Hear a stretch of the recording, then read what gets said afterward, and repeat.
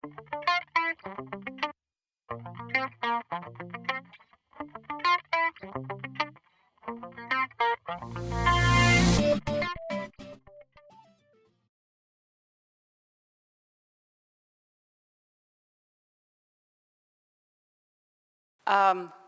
this micro is working.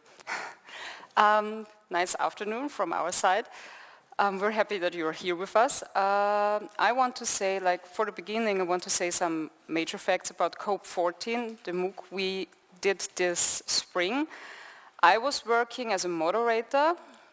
The MOOC had a duration for 6 weeks, and I was a moderator for all this time. So I was with the learners from week 1 to week 6, and I looked from an overall point of view on the MOOC. And Maja, what was your task? I participated in the week 6 together with Jutta and of course with you in the reflection phase. So I was more or less facilitator of the reflection phase for the MOOC people, participants. But in our talk, Erika will also bring some points from the moderator point of view, and I'll actually bring some points from the learner point of view. Well, not from the COPE14 MOOC, because I wasn't learner there in this MOOC, but I was learner in other MOOCs, and there was quite some interesting experience I also made, and I saw it reflected in evaluations and in feedbacks we got. Okay, let's start. Okay, what was COPE14 about?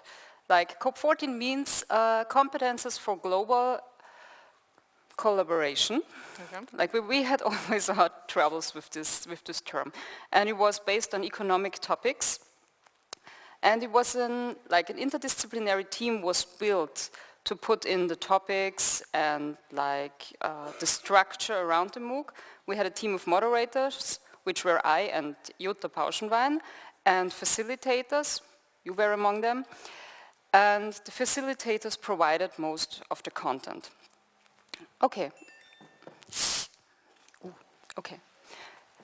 Here you can see the topics. In the first week we had smooth start.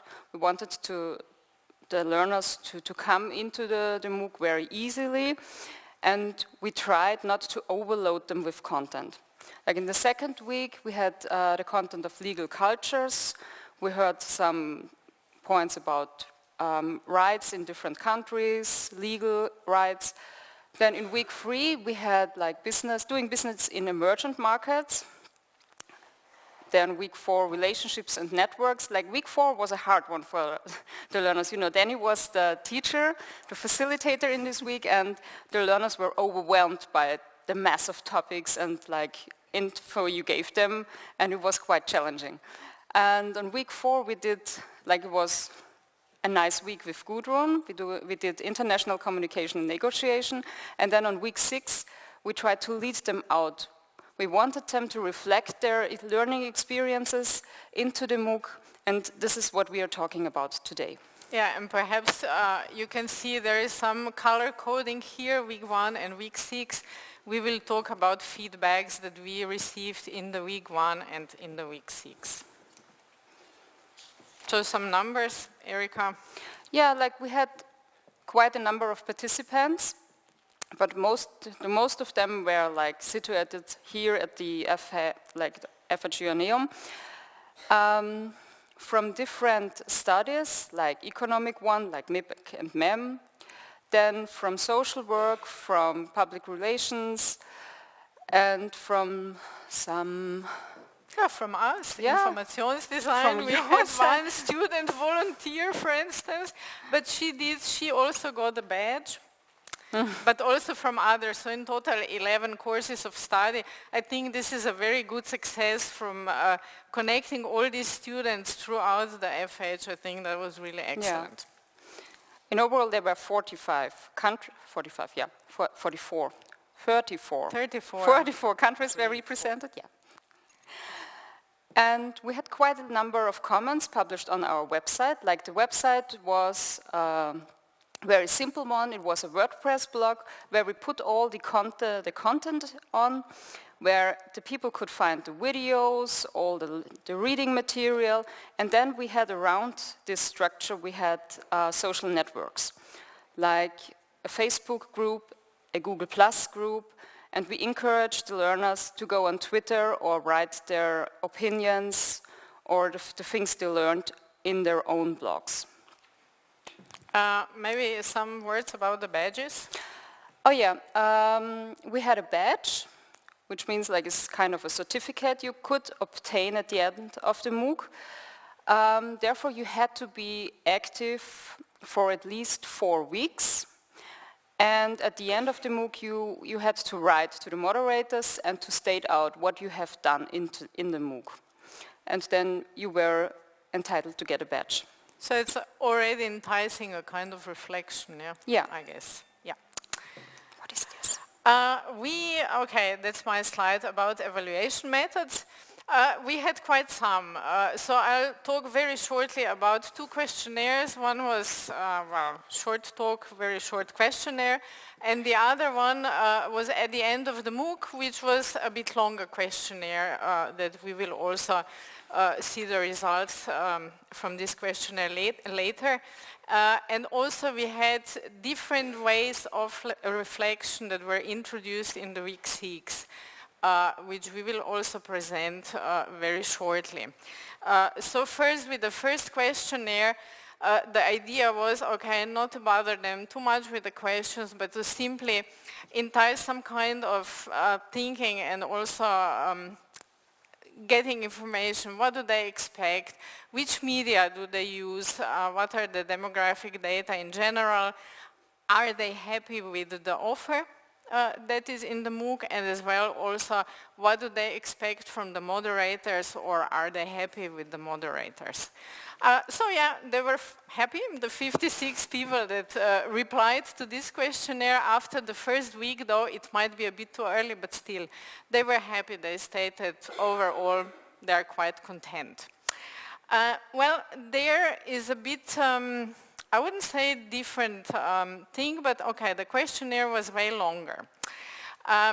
If you look at the first number, where you say, where it states 254 started and only 90 finished the questionnaire, I have to think about the words of our rector this morning, because he said, usability, if the questionnaire is not designed or layouted nicely, all the best questions don't really help you to get the data. So I thought, okay, either we had too much questions, or perhaps the questionnaire was not visually so appealing that all 254 people that started the questionnaire would complete it anyway. If you see, that's interesting, the average age is around 27 years, 28 years. So that's those are relatively young learners. Also, it says that majority of the degree is a bachelor's degree that was followed then by the Matura Abschluss, which is whatever in English. High school degree. High school degree, and then only 14% were more matured learners from the learner perspective that had master's degree. Obviously, majority of them were from Austria, hence 300 students, participants in the MOOCs were from Austria, but there were also many replies from other countries. So here we have numbers of learning. Okay, fine. 91% learned something new, learned new facts, concepts, got new insights, but there it comes, the wonderful number that was like, din, din, din, din, this morning when I was listening to the keynote talk. I say 68% learned something unexpected. So we had some emergent learning, yes, yes, yes. So that's actually a very good result from our perspective of the MOOC organizers and facilitators. Perhaps just from the designer perspective, they actually found videos as a very good way of learning. So majority of students, for them, videos are quite appealing, and of course also the discussions. So actually they do respond to this media, the exchange of information and looking the videos. Okay, reflections on learning, some more. We are now in the week 6, where there were all in all actually 4 tasks. One was very basic, to reflect about their learning process. We provided some supporting questions, simply to allow them to start easier thinking about, okay, what they expected, how they learned, what did they plan to do further. So that was the basic exercise that also fed into the 83 badges. But then there was the advanced task, which was actually inviting them to reflect about their learning and MOOC experience with the footprint. With the footprint. How? Like you heard before, I'm working at Juta's office, so there is no way for you to escape a footprint. Okay, you can see here a footprint. I see a footprint here, so there is no way to escape the footprint. Here is a footprint from a learner in the MOOC, and she did the footprint overall on the 6 weeks. And as you can see here, and here, and here, and here, and here, a very open concept of learning leads to insecurity. And she had here some stable things, but the major factors were at the edge of chaos or at the edge of like sharp emergent learning. So whether this is a good thing or not, I'm not the one to judge. But like the concept of a MOOC, when you're doing a MOOC, is you're taking a risk that you're going to lose students because they are way off from a structural way of learning. But also I'm hearing at the edge of chaos. I remember participating in my first MOOC after being MOOC infected by Jutta, okay? It's your fault, Jutta. Anyway, I found the MOOC that I thought, okay, I would like to participate there. And all of a sudden, well, the MOOC started, first of all, and everything was happening. And I have only 24 hours and all other things that I have to do, so it was like this huge wave of information is coming, tsunami, wow, what should I do, where should I run? How should I deal with that? Because the fact is that because of this 24 hours limitation and other things that I have to do, I could do only so little. So it's always like how to deal with this. I read this, but was this the most important, or was perhaps 3 other things somewhere else? So you have to think about and also to form strategies how to cope with that. That's the thing, right? That is the point where moderators are coming into like importance. What we tried to, we were like giving the learners hints. We tried to make them fit for learning into MOOC. So I was responsible for the Facebook group, and they kept on saying, pick topics, just pick the one you're interested in. Do not try to read all the information, do not try to comment on everything. But like the thing is, we are all curious, and like we had learners there who were like, they were lost into reading, and after spending hours on reading, they were just exhausted and couldn't go on and comment on things. But that's the thing that is happening all the time. But where is this magic dot? Here. But the hints from you and Jutta, they were really appreciated. Also, there was one exercise at the end was simply saying, oh my God, was simply saying, really? 1 minute, was simply saying goodbye. Simply saying goodbye. And they were really appreciative. So you can read more of this in the paper. Okay, what was very stunning is that some people really enjoyed and MOOC allowed them to learn differently. But what was for me, what really left me shell-shocked, red dot. some of our students had difficulties to see the benefits of learning in the MOOC. And then I thought, you're sitting there for 2 years, locked in a room with 30 same people, and here you are in a MOOC communicating with 34 countries worldwide, and you cannot see where is the advantage? I struggle with that. Okay. Conclusions, excellent, wonderful. They need to be aware that their participation is voluntary. They should be proactive. And here we are. There's actually one but last slide. That's what we should make them aware of. That's what they should, it's actually Erika's slide, but since I speak a bit faster right now. But okay. oh, that's the next thing. Yeah, they should be curious, open-minded, explorative. They have to have a bit of digital literacy and self-discipline to sit down and say, fact, yeah. I learn. Thank you, and thank to all of them. Okay. Thank you, Erika. Yeah. Maja and Erika for these very good insights, I think, into the MOOC, which I participated in also. And I can assure you, if you send out 254 questionnaires and you get a response of 90, this is more than a third, yeah? So in any opinion poll, this is very good. So No, you should aim higher. You always have to aim higher. Okay. Okay, so now it's your questions about our MOOC COPE14.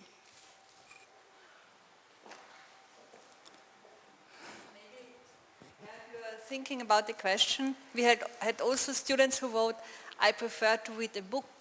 Oh yeah. Oof. Now they have to read books.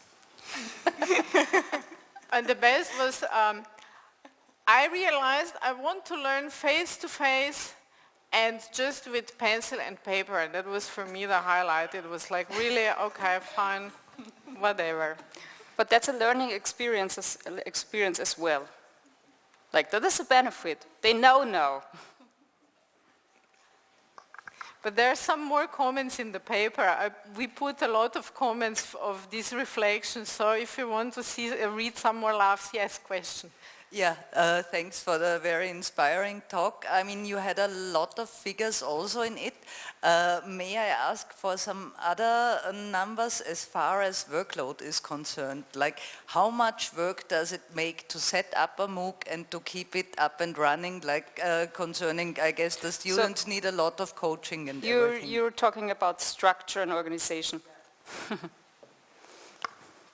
Like, we were, I'm not sure, like a team of 6 facilitators and 2 moderators, am I right?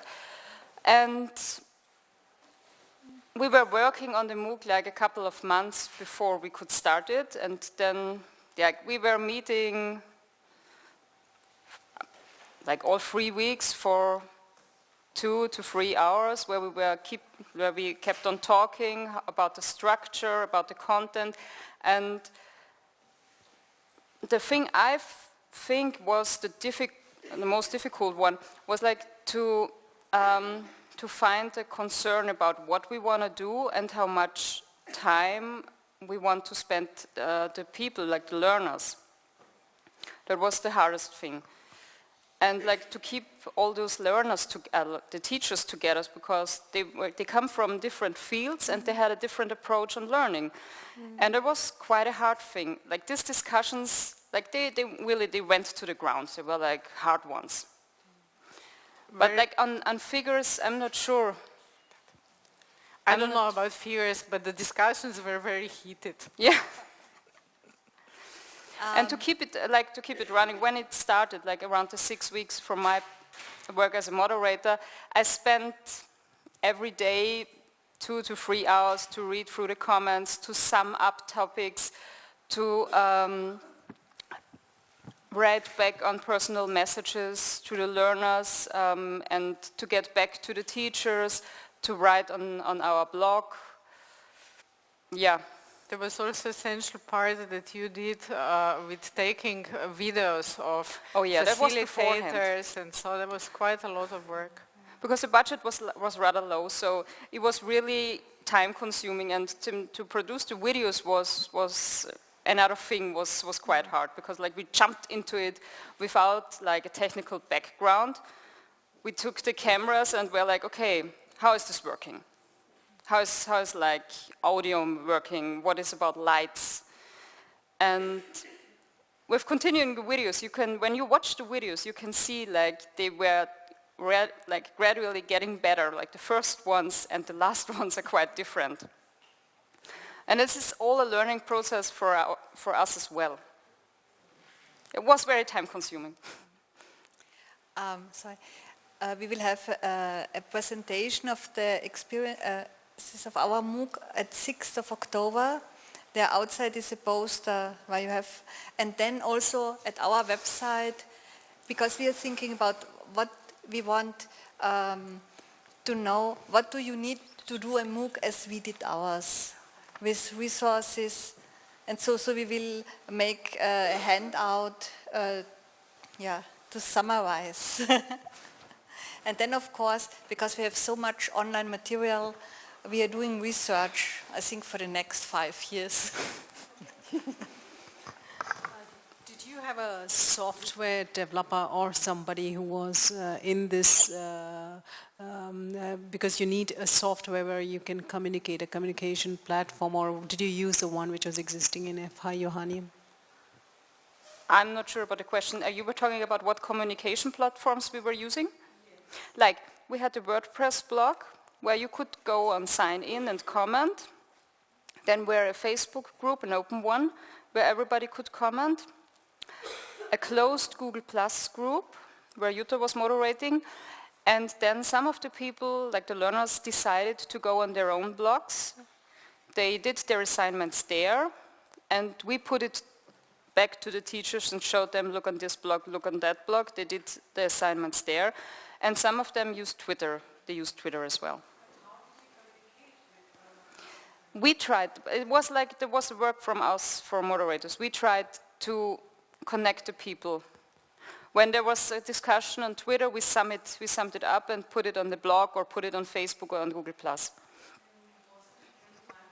Because if there would have been, as far as I know in communication science, there are communicators who develop such softwares where there's an automatic networking. It was time consuming, yeah. Like we didn't have like something which allocated it from like automatically. Thank you. Very entertaining presentation. Laughed a lot. Did you find that having a Facebook group and a closed Google Plus group, was that divisive? Did it split the community? Kind of. Like most of the people came first, they came to the Facebook group and then kept asking me, why is this group open? I don't want people from outside to read the comments within the group.